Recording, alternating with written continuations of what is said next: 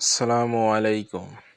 আজ আমি আপনাদের দেখাবো যে বেগুনের চারাগুলোর ব্রাঞ্চ ভেঙে দিলে কি উন্নতি হয়। দেখেন, আমার এই চারাগুলোর বয়স মাত্র 25 দিন।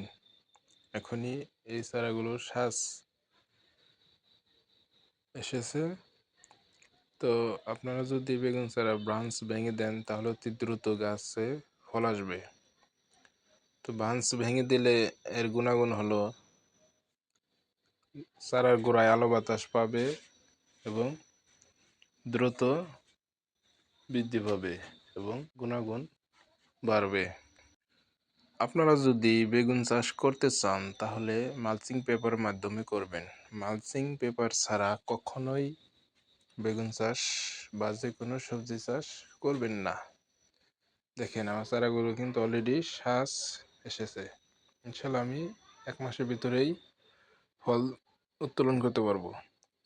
তো আপনারা আমার জন্য দোয়া করবেন, আমি যেন